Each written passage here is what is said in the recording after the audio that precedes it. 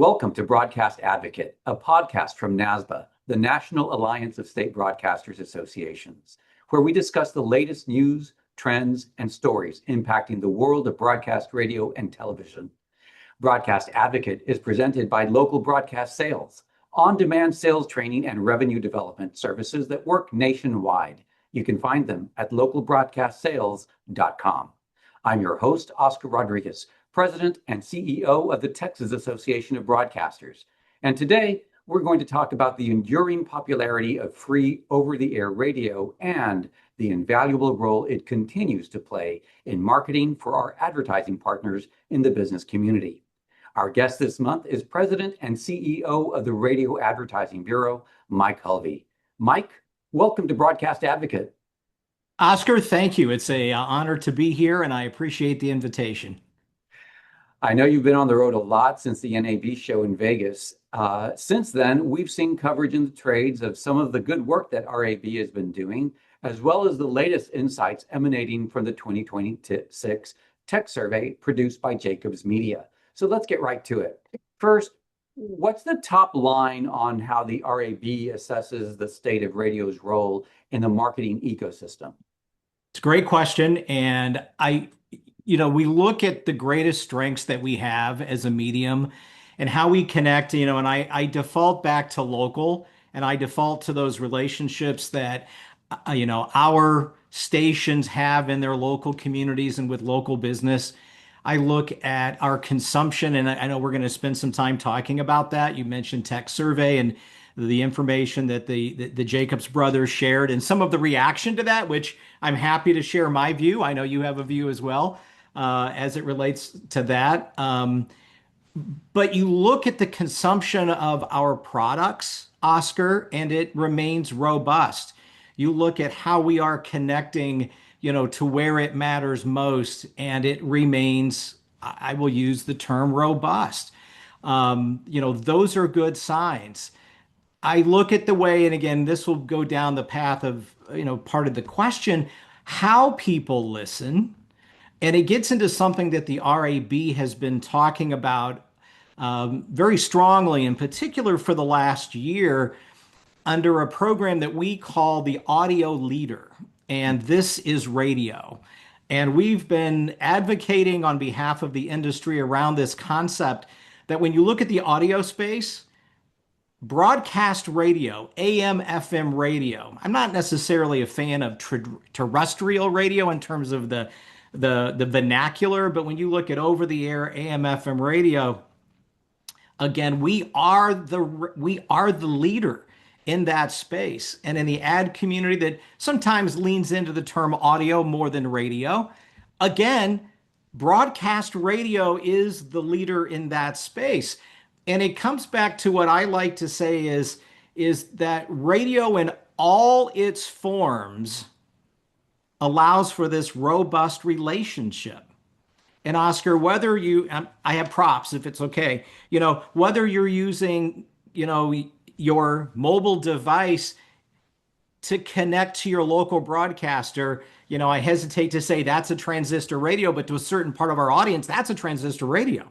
Sure. Whether it's a tablet, it's your laptop, it's your dashboard. Oscar, it can be a refrigerator with the ability to stream content, certainly smart speakers, and it goes on how we are connecting to our audience. So from that perspective, we have tools and resources that we never dreamed of 10, 15 years ago, and now they're a part of our everyday ecosystem. Long answer to a short question, but I think it sets the tone for where we believe this industry's at. No, I think you're absolutely correct. So it's really very much a solar system or a universe really of radio offerings where if the over-the-air signal is that very heartbeat or the sun, then all the other offerings that we have, whether it's podcasts, whether we're streaming, all those other things that we do, all those other platforms that we utilize to distribute content, that's really what we're talking about now that local communities and advertisers benefit from. Absolutely. I use the term ecosystem, and you and I have had conversations in solar system. It's exactly the same thing. Let's break down all the different. I mean, and this is not going to be a complete list, but the RAB has an advocacy deck that is available to any broadcaster Mhm. who wants to use it. You've seen it. We had an opportunity to share it with the leaders of NASBA in Washington in March, which was fantastic. It's going to be a part of this podcast. So there's a link to the resources. And the very first slide of the presentation talks about this ecosystem or the solar system. But you look at experiential, you look at digital, you look at video, you look at social, you look at broadcast, you look at podcast, you look at influencers. Like there's 8 different items, and you can continue on that are considered, and again, we're talking radio, are considered radio. Right. You have local broadcasters that create local content, in the news space, and they do so in what would be traditional print format, now in a digital way. But when a local resident reads a story that has been published by a radio station serving a local market in Texas, they look at that and they'll say, "Yeah, I got it from the radio station." Mhm. I'm using a prop, visual, but I got it from the radio station. It becomes a part of who we are. Yeah. And then you take that platform and now you start to connect it to advertising and marketing opportunities to be able to move products and services for local businesses. That's where the magic is happening. And again, in the old days, it was microphone, transmitter, receiver. Mhm. Today, that ecosystem and solar system, Oscar, is so much more robust, and we have so many more opportunities. So it's really putting these opportunities really provide an imperative for radio broadcasters to make sure that they are doing all these things in the correct way to make sure they have the full suite of assets available to their listeners and to their advertising partners. Absolutely. There's a relevance to what you just said. From, let's talk about digital advertising, and the opportunities that it creates. And again, you look at the ability to unlock revenue opportunities, in your local markets. Digital resources allow you to do that. It allows you to have conversations with advertisers who you already have the relationships with, who you are already solving problems for. When you have the digital capabilities in your toolkit, again, you become a complete marketing opportunity for those local businesses to be able to provide them with what they need. And at the end of the day, what do they need? They want to move a product or service. You know, I have a saying, Oscar, that I got from one of my dearest friends. He is now retired, but back in the day, he was an owner operator of McDonald's restaurants. Mhm. And I will cite my sources. His name is Rick Richards, and I always called him Mick Rick. And one day, and again, this is in an Illinois market. I walk into a meeting with Mick Rick, and I am sharing an idea. And I can tell you that I was presenting it with passion, with enthusiasm, with confidence, like we should all do. And when I was done with my conversation with him with the pitch, he stopped me and he said, "Mike, I'll never forget this." He said, "Mike, that's really a good idea, but I have one question for you." And I said, "Yeah, what is it?" And he said, "Will that idea sell a hamburger?" Right. And that response struck me like a lightning bolt. Like what he did in that response, Oscar, provided a crystal clear example for a lens for us to look through as we help advertisers solve their problems. Yeah. And it was a simple question: will it sell a hamburger? Mhm. So today, fast forward all these years later, And here I sit at the RAB. Part of our vernacular at RAB is we're in the business of selling hamburgers. Like Right. at the end of the day, we're here to help the industry sell hamburgers. And it's become more complicated, it's become more complex. But at the end of the day, our clients want one thing to happen, right? They want that product or service to move, and we want to be a part of that solution for them. And that has never changed. But I I have never thought about what we I do now every day the same than I did that day when Rick said, "Will it sell a hamburger?" And I'd like to tell you that he sold a lot of hamburgers because the arches are golden for a reason, as you know, we always like to say about McDonald's. But he was a fantastic client who ended up leaving that market and he moved to Raleigh, Durham, North Carolina, where he was in charge of the co-op um, program for that region. And I'm happy to report that he spent millions of dollars with radio partners, again, speaking of radio, over the years and television partners, moving a lot of product for McDonald's. So I'd like to say we were a part of that solution, but selling hamburgers was the bottom line. And I'm really glad he answered that question in that way. And the stations that today are helping sell those burgers or whatever the product is for their advertising partners are the ones that are making those investments, who are doing the training up their teams, making investments in their podcast studios, and so on and so forth, doing the streaming, doing all these different things that they know is what's necessary to serve the client, that particular client, as robustly as possible in order to sell whatever it is that they need to sell. And it gets back to training, and you mentioned that again. If this was the Rotary Club, this would cost me $1. The RAB, prides itself on connecting resources to the industry.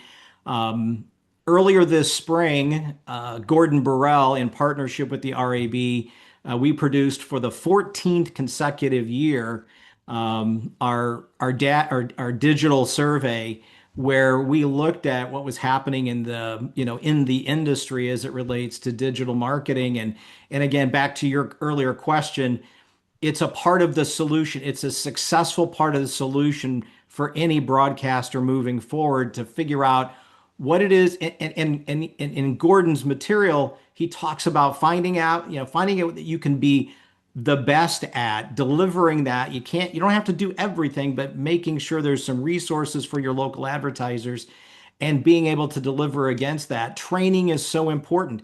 And it's not a one and done. It's an ongoing training approach that, broadcasters have to embrace. And that was one of the elements that came out of, Gordon's material as well, is the importance of those ongoing training commitments by broadcasters. And certainly at the RAB, we can't say that enough. Yeah, absolutely. And I think you're absolutely right. I mean, it all points a big red flashing arrow to the insights that Gordon has been sharing with us since he did that wonderful presentation for the RAB just a couple months ago. And the imperative that he's identified for radio broadcasters to ramp up their skills in every aspect of the digital marketing space, right? Making sure they're leaning into the right product mixes, mastering what is really a new sales conversation with clients, et cetera, correct? Absolutely. And clients have so many questions. You just think about, a basic rank and file. It's not a pejorative, advertiser, whether they're in Texas or Indiana or Arizona or Washington State, wherever they may be, they have a lot of questions too.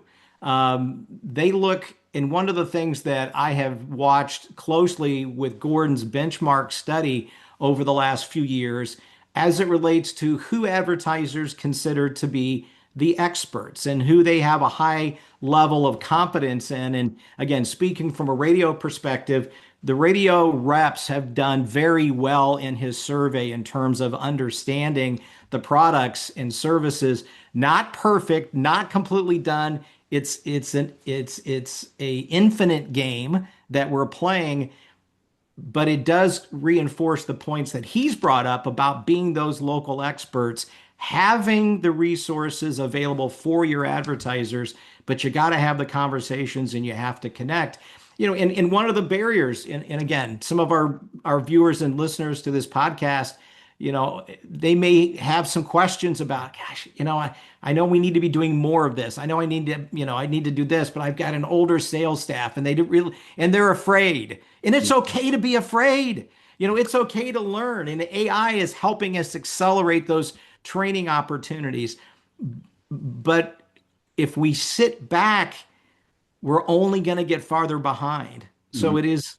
it is important that we do lean in and we learn. And it's okay not to know, but it's not okay not to try to learn. No, So, you're a absolutely headline. correct.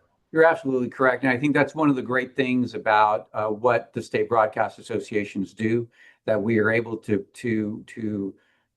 bring these insights and by the virtue, the benefit of associating, right? All the stations coming together and being able to invest in the kind of training resources that are necessary to help stations get ahead, stay on top, and continue serving their communities and their advertising partners so well. I'm almost every or a lot of state broadcast associations have their annual conferences. I know that, I mean, all of what we're saying tracks with what we're doing in Texas.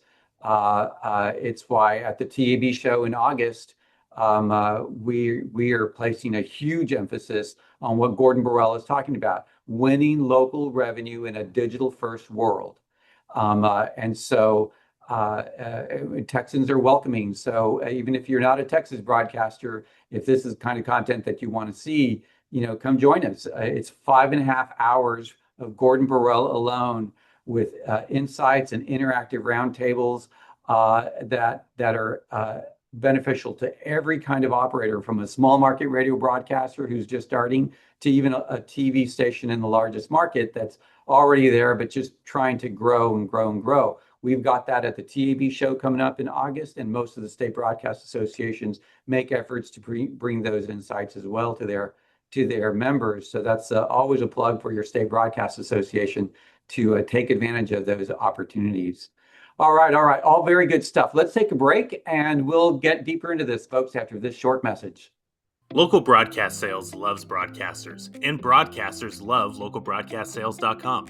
The web-based LBS new seller program is transforming first-year sellers into confident, connected, and clear communicators. It's powerful onboarding, built for real-world selling, and free thanks to your forward-thinking State Broadcasters Association. If you're ready to build your new seller's confidence, clarity, and connection, let's grow together. The LBS New Seller Program is building the next generation of broadcast sellers. We're back on Broadcast Advocate, and our guest is the RAB's Mike Hulvey. Mike, we've been talking about the digital imperative for radio sellers. What more do folks need to be prioritizing here? Well, there's a balance in some of the material, and I mentioned it early in the podcast in the first half, of resources that are available in a particular deck, which all of those that are interacting with the podcast here and NASBA in and of itself have access to, and it's also available at rab.com. It's an advocacy deck that is called the Audio Leader, and in it, midway through in it, we reference an important slide, Oscar, about the power of radio. Mm-hmm. And that radio makes everything else it works with better. And it's really an intriguing idea. And it's fact-based, and so there's research behind it. Again, I referenced the presentation, but what we learned in putting this together was, when you look at the different ways that advertisers are marketing digitally, when you add a broadcast component to it, exponentially it improves. I call it the force multiplier. Like when you look to see, when you add a broadcast component, if you are a digital only marketer and you think, I'm not gonna, the traditional media, we don't need that. The answer is you do need it.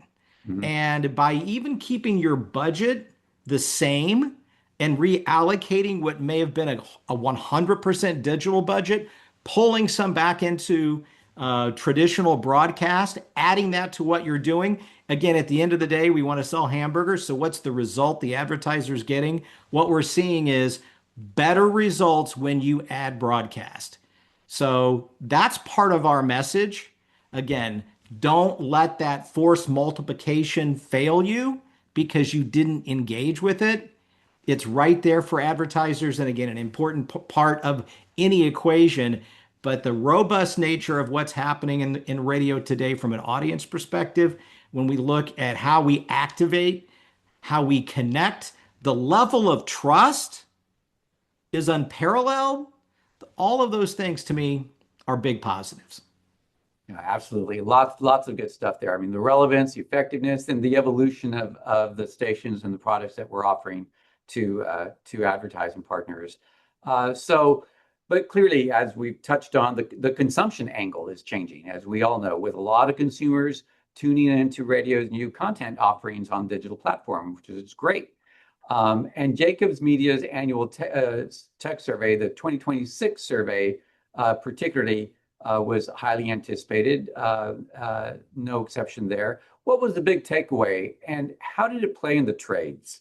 Well, Oscar, is this softball season? It's Because the you just softball talk, season, man. man, Absolutely. he just lobbed one up there, and I get to take a swing at it.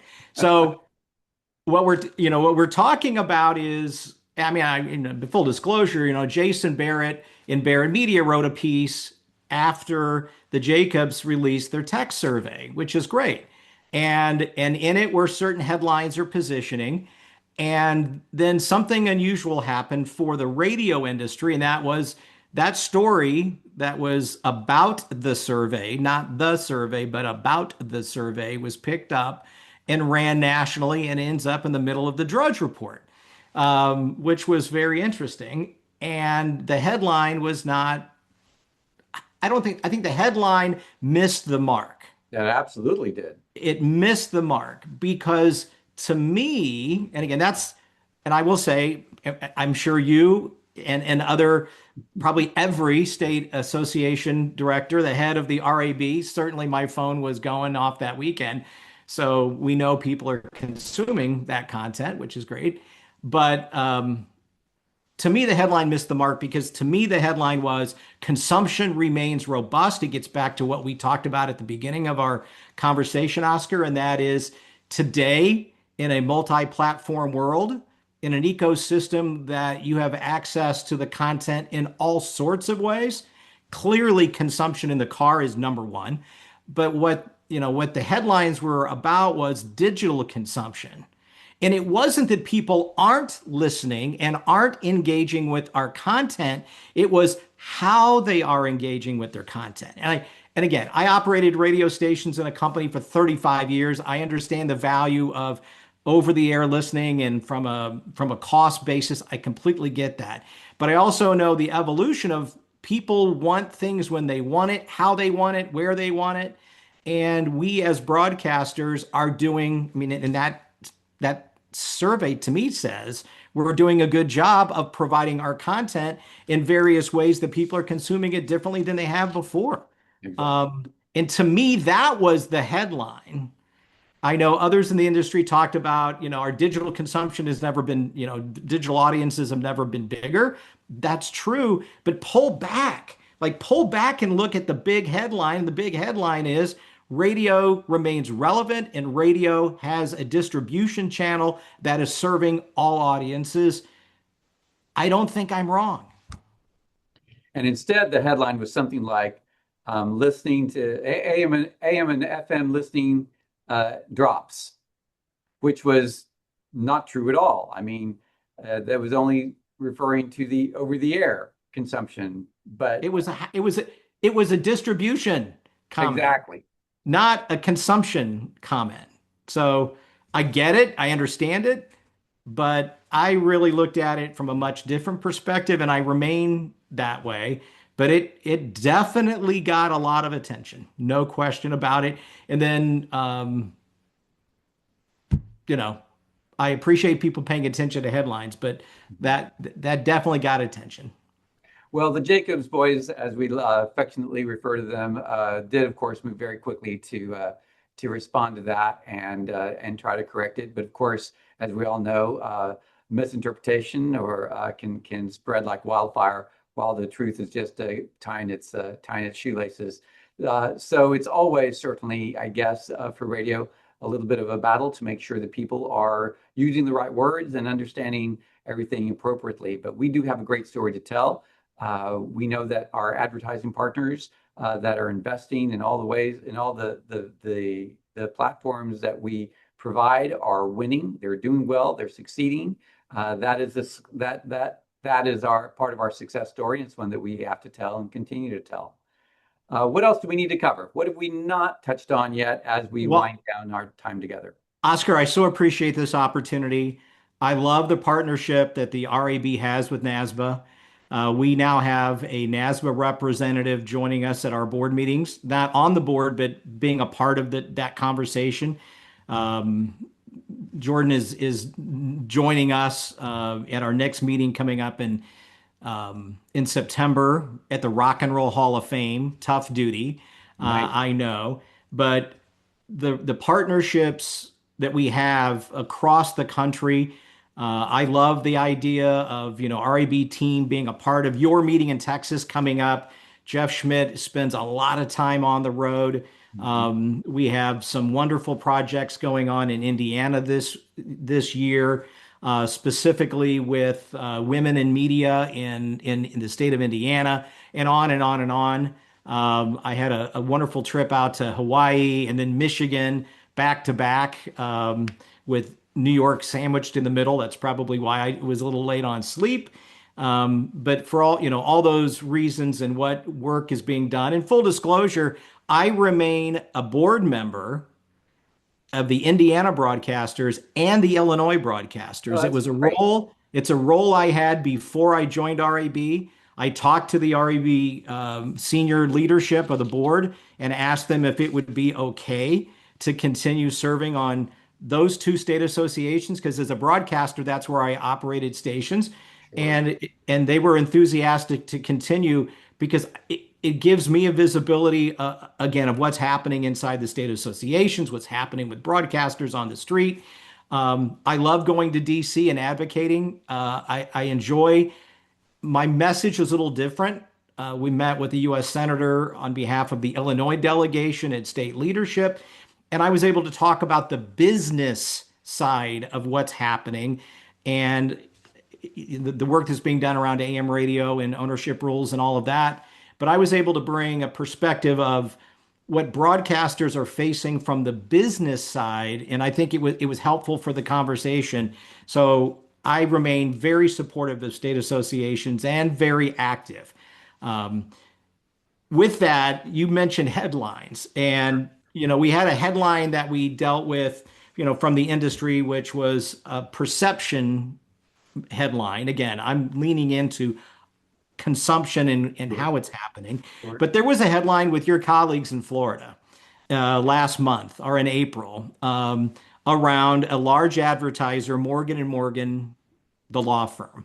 Right. And the message about the power of radio in particular, the message about how to advertise, which is consistent with the strong message.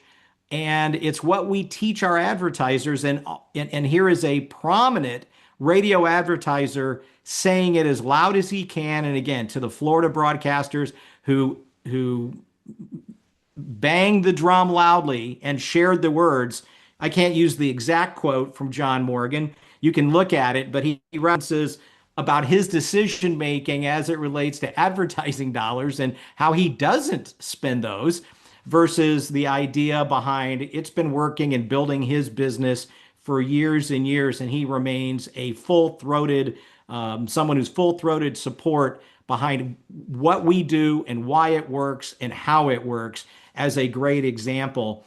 And again, if we want to take a case study and talk to a local advertiser about what they should aspire to be Mhm. and what their business can become as a result of their marketing and advertising partnerships with their local broadcaster, boom, there's a perfect example of that. Yeah, it certainly is. And there are great examples like that in across all markets and states, and we need to be sure to leverage that kind of story to make sure that folks understand the true sense of things. So, as you mentioned, yes, Jeff Schmidt will be with us at the TAB show August 5th and 6th in Austin.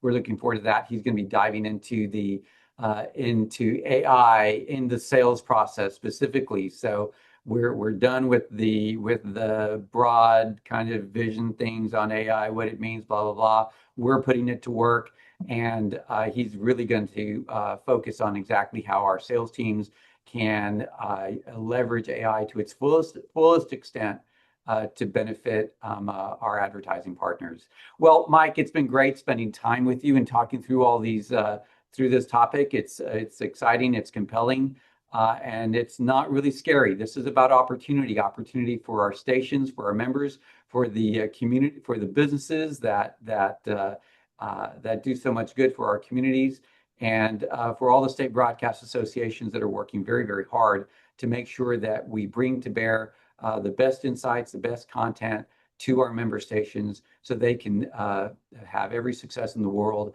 that they need to do the good work for their audiences. So thank you again for all that you do, Mike, and all of your colleagues at the RAB. We're delighted to work with you. We appreciate all that you do and look forward to still more good things in the years to come. Thank you. Thank you.